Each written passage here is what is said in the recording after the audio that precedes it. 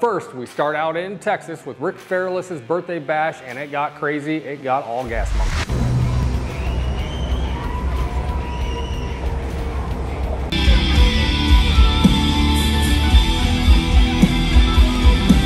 Dallas icon, a motorcycle icon, Mr. Rick Fairless.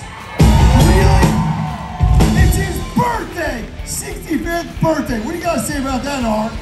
Oh, I got to tell you what I got to say about that. When this was making reality television, I used to come to this parking lot and I would tell him how, hey, I'm going to do some shit like that. I'm going to be the bad guy. I'm going to get on TV. I'm going to sell some t-shirts, build a brand, and do stuff. And he's like, Richard, it's not that easy.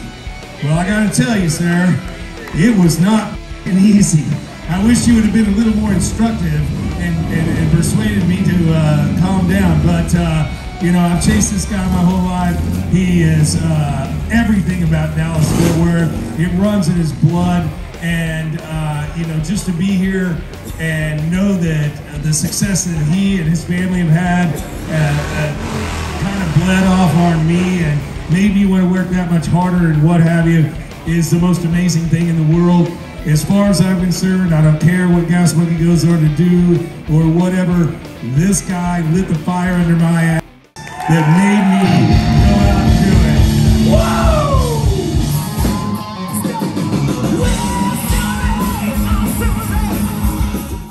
Whoa! We're bringing in a band called Warrant. You old timers will remember Warrant from the 90s. One of their big hits was Cherry Pie. The lead singer is a friend of mine, and I talked him into coming out here by writing a big check.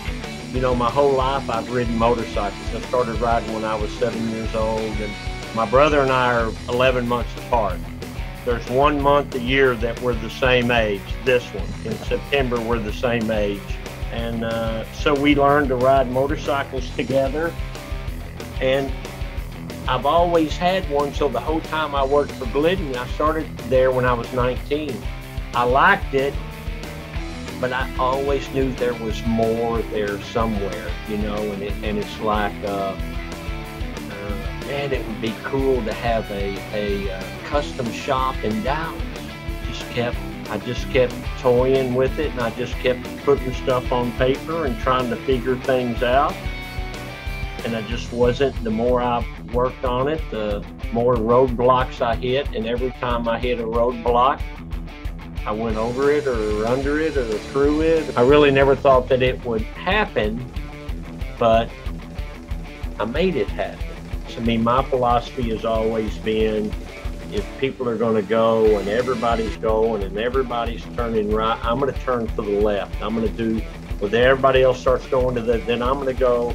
You know, I always want to do something different, and the motorcycle deal was pretty easy because that's where my passion is. And, you know, people will say, where do you come up with these crazy ideas and all those things? That's the easy part. I mean, I live for that stuff. I live to do the custom stuff. You know, that's what's cool to me.